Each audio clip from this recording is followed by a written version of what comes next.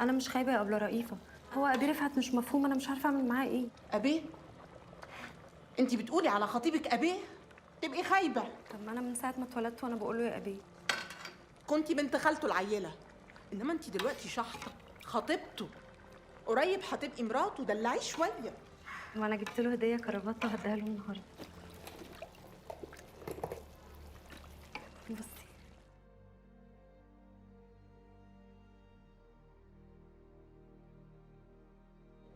اهلا وسهلا بيكي، يعني لو ضيف الدكتور رفعت اكيد تنوري.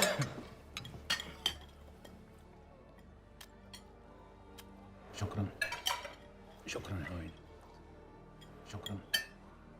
تسلم ايدك خلاص. لا هو قريب خلاص. شكرا. كفايه. انا اسفه، انا اسفه. طريق لقلب الراجل مش معدته، طريق لقلب الراجل قفاه. كل ما تديله على قفاه اكتر يقع في غرامك. يا لهوي يا ابله الهام، يعني صح برضه ادي ابي رفعت على قفاه؟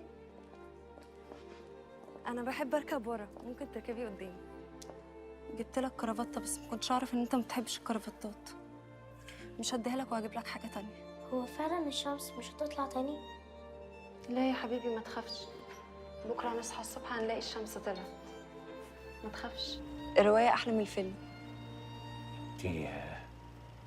انت قريت الروايه؟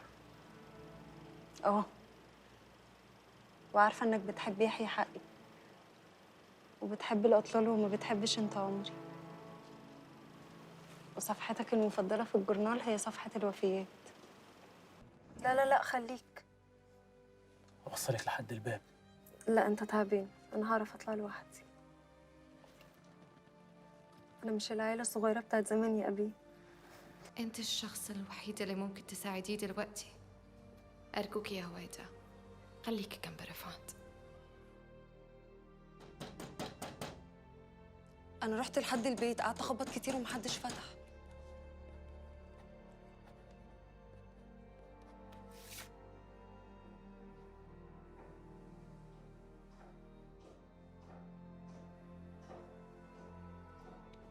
يا جماعة سيبوه ياخد وقته، وانا شوية كده واروح اشوف في ايه. لا وانت فالح قوي يا اخويا، بتعرف تتصرف. ايوه يا ريفة بعرف. اتنيل. الله. ده انا اللي شايله همك في كل صغيره وكبيره. بقى كفايه بقى، انتوا لو ما جيتوش معايا هروح وهكسر الباب.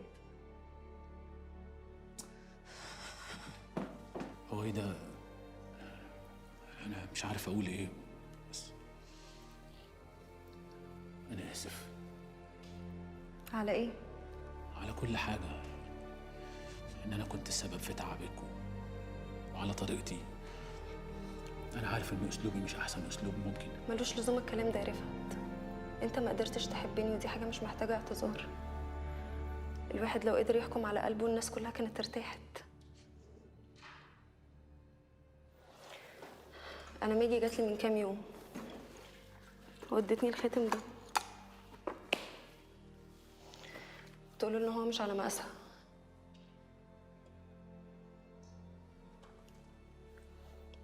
وعمره ما كان على مقاسي انا كمان، كان ضيق على صباعي، بس انا كنت بتكسف اقول. بس انا دلوقتي مش مكسوفه. خد بالك من نفسك يا رفعت.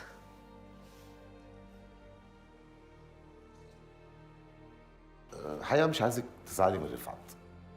هو رفعت كده محدش يفهمه. بس لو كنت شفتيه كان عامل ازاي وانت تعبانة هتعرفي قد ايه بيحبك. ملوش لزوم الكلام ده يا ابي. خلاص انا عارفه انه مفيش نصيب، وكمان بعد ما الزعل انزاح وفكرت احنا ما ننفعش لبعض، وعارفه ان نصيبي ما حد